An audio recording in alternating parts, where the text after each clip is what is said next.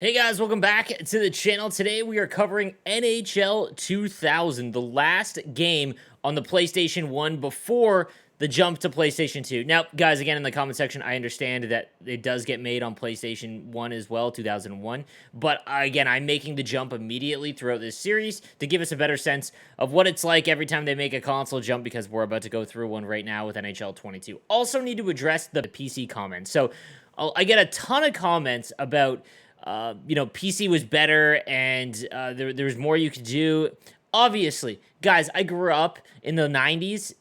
Consumer and household PCs were not extremely common. Like, I get that you guys had like Windows 97 and were able to rock like a NHL game. Very, very small part of the player base I got to experience a game like that. Console gaming is how NHL was played until I think it was the Owen Nolan game, 2001. I believe that was like the biggest PC one.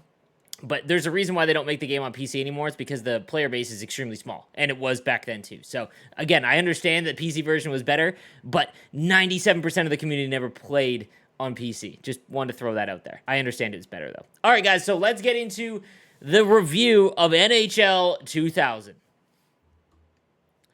So we do get yet another great NHL intro. Again, the late 90s introduced these, and they kept going for quite some time. Again, I can't play them in its entirety because of copyright, but you got to give credit where credit's due to EA with these intros. They were electric and fired you up when you were a kid about to play some NHL. So really like these. And NHL 2000 featured a pretty cool one as well. But we see a really huge jump in them and in the next few games. But still very, very cool early on in the series. All right, guys. So here we are with NHL 2000. I'm not going to lie. When I was doing this series, I did not realize that NHL 2000 was the last game on the PlayStation 1. Or at least the last one before there was a PlayStation 2 game. Guys, don't forget, I am making sure that I do the jump between the next generation and the first game that it is available. So PlayStation 1 will be on the PlayStation 2 when I'm doing this review. And again, that's because that's what we're getting this year with NHL 22. So we'll take a look at what is available in NHL 2000. It's honestly a lot cleaner. Obviously, NHL 99 had that kind of grungy feel in the late 90s. And we'll take a look at what NHL 2000 has to offer. So the modes that are available: exhibition, season, playoff, tournament, and shootout. Exactly the same since essentially NHL 95. So the modes itself, once season mode, I guess, came out, they really kind of focused on gameplay, graphics, all that kind of stuff. They really didn't come up with any new modes for quite some time. So you can select your difficulty as well. That was introduced, I believe, in NHL 97 or 8. And then rules, or actually, I believe it was in NHL 96 as well. And then we'll go down here to rosters. We'll take a look at the rosters like we always do. And again, the menu's a lot cleaner, obviously, but nothing crazy. You'll see a big jump once we go to the PlayStation 2, trust me. We've got the Atlanta Thrashers in-game. Jason Botterill, Andrew Burnett. So remember, in NHL 99, they added the expansion mode, which is really cool. You could draft the Nashville Predators. Now the Atlanta Thrashers are in-game. You've got the Boston Bruins. And there is one thing I wanted to take a look at in terms of goaltenders. Yeah, Byron Dafoe is a 98. Guys, among the random insane seasons, Byron Dafoe getting 98 is one of the ones that I just had no idea, because I knew who he was when I was a kid. I did not realize he was absolutely insane for a small portion of his career. We've got the Buffalo Sabres, as always. We've got the Calgary Flames, the Carolina Hurricanes. Blackhawks are still really bad. It's funny, I don't know if a lot of you guys are around the 20-year-old mark. You don't remember how bad the Blackhawks were before Kane and Taves. We got the Colorado Avalanche, and this is close to the best roster, in my opinion.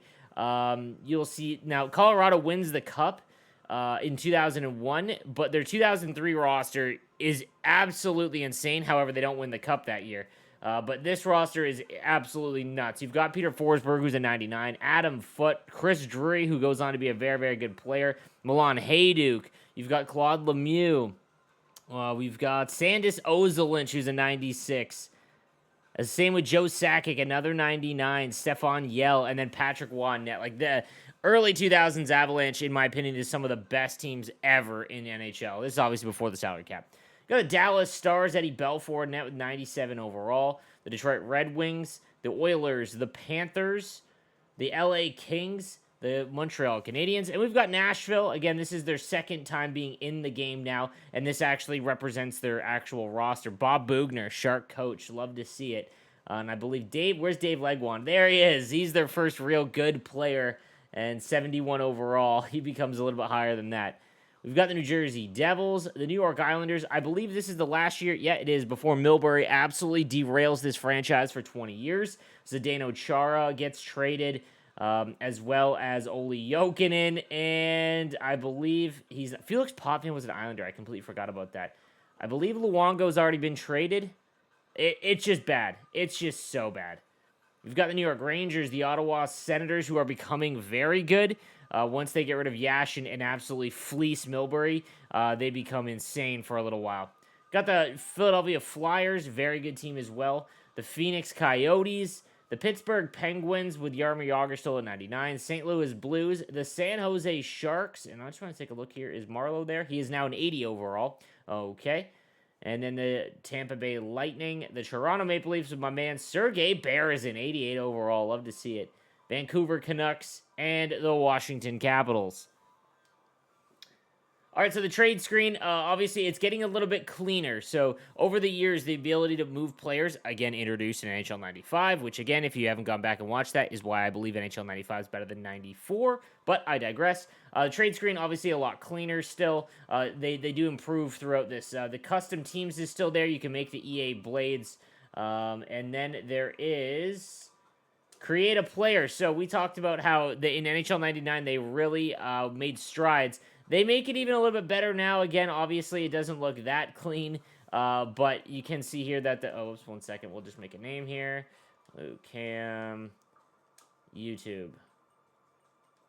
And as the creative player becomes kind of something they focus on quite a bit. And then you can choose what type of player it is, so it kind of gets down a little bit more in detail. And then again, you can go ahead and mess with their attributes. There is a skill limit, but I believe you can get basically everything up there, or at least to the point where you can make them like a 99. And then you can put them on whatever team you want. So again, they're just improving upon the creative player, which allows you to make basically whatever roster you want. And that's pretty much it. So again, nothing really huge in terms of features offline, so outside of improving the game. Now let's take a look at some of the controls. So there is something a little bit different in this one. You can now do the spins left or right. So R1 and L1 actually allows you to spin either direction. There's the big hit, the speed burst, the pass, and shoot. That doesn't really change. And again, line change as well as icon pass. So, God, something that has been desperately wanted in NHL 22 or for the last few years has been the ability to icon pass. You hold R2, and then a little icon will appear above their head, and you can select which player you're passing to. I think that'd be a huge addition to the game. Something else I do need to mention that was added into the season mode is there's now retirement, so players will retire, as well as drafting. So you can actually draft in NHL 2000, which was really, really cool. And another really crazy thing that was actually added to the game, the ability to use any photo for your creative player face, which is textured to the head. Obviously, uploading it was pretty crazy, and I believe that was only available on the PlayStation version. Or sorry, the PC version, but nonetheless, pretty cool. Another mode, so the NHL 2000, they also introduced the tournament. Well, there was been tournament mode, but you can do it complete international play with 16 countries. 18, I believe, were available in this game. But yeah, just adding on to the tournament mode as well. Let's take a look at we'll go through the beginning of a season just to see what it looks like. And again, so this is the franchise mode now. You can take a look at the matchups. Again, just a lot cleaner than they were. Going into it, again, you can do trades as well. So Vinny Danfus on my Sharks. He was one of my favorite players in basically the first year I ever became a Sharks fan. So that was pretty sweet. And let's see, roster activity and then player management. I believe you could edit the player. No, okay, it was just creative players.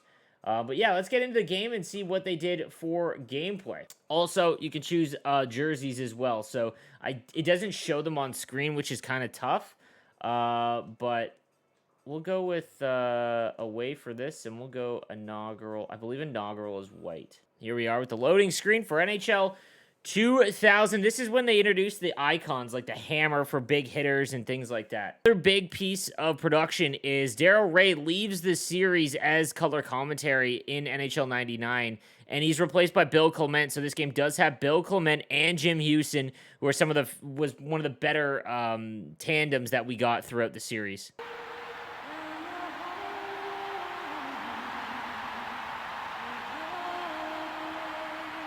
I cannot stand that stripe that was on the Flames jerseys. This is Jim Houston. And I'm Bill Clement. Sure happy you're aboard for more NHL action, folks. And here's how the goalies match up. Shields goes head-to-head against Moss.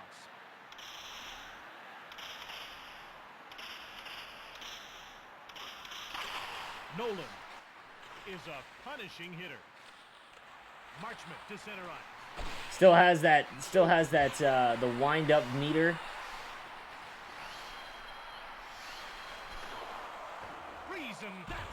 Another thing that's tough is that there's no, you're not using the thumbstick at all, which is still tough. Like, you know, early on in the series, you know, one of the biggest changes is the ability to actually use the thumbstick to skate.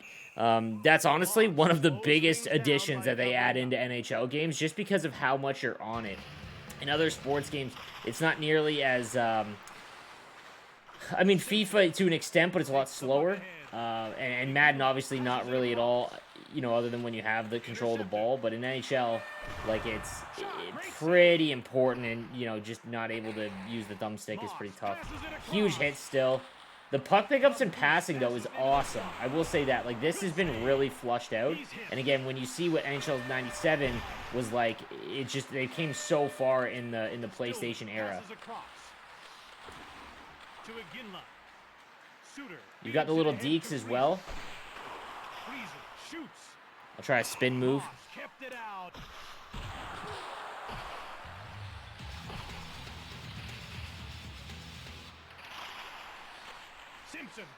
Big hit there.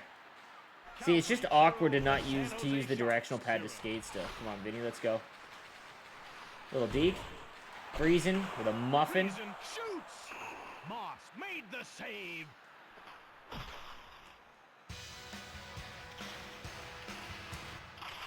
Simpson. Down Foose. He's stopped. Oh my goodness. Nolan. Bang! Nolan on the doorstep. Okay, I was gonna say. And there it is. So yeah, obviously over NHL 99, I thought that NHL 99 honestly played a little slow because it introduced the speed burst on offense, so you could actually hit circle and use speed burst. Whereas in the prior games, speed burst was only on defense. Once you had the puck, you couldn't really do it. In NHL 2000, same situation. You can use speed burst on offense and defense, but it's just the normal skating feels faster. Oh, rebound maybe? No. So they definitely added to the gameplay every single year in the PlayStation 1. I thought that 98 actually, to be honest, felt the best, but once you added speed burst on offense, it was kind of a game changer. I can't believe I'm saying this though, but like I don't miss speed burst at all. I think that kind of lame because like you would just blow by guys. Let's go! Marchment buries one. Sorry, Friesen did. Marchment on the doorstep though. And there we go, boys. So yeah, NHL 2000. Definitely a huge step up in the franchise in terms of gameplay. Like this is once the thumbstick gets added in for movement, I think that's when you see the biggest improvement. But this is a really nice game. Like the actual gameplay feels really nice as we're buzzing now. And the graphics obviously have come a long way since, you know, NHL 97. That was a mess. You add in the creative player additions, and then, you know, Jim Houston and Bill Clement is an awesome addition.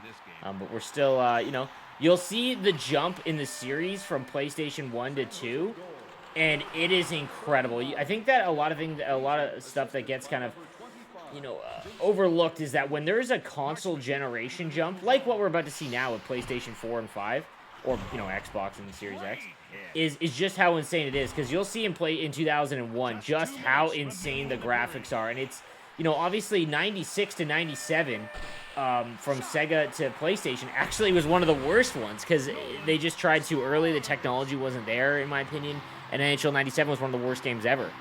But this, when they go from 2000 to 2001, it is incredible. And again, as we always do, take a look at the first game on the console to the most recent, and NHL 97 to 2000 is one of the most drastic that you're going to see in the NHL franchise. So obviously, they made huge strides on the PlayStation 1. I'm really excited to cover the PlayStation 2 games. If you guys want to watch it live, don't forget, come check me out on Twitch live at 12 Eastern Time every single day. And I will see you guys tomorrow. Have a good one.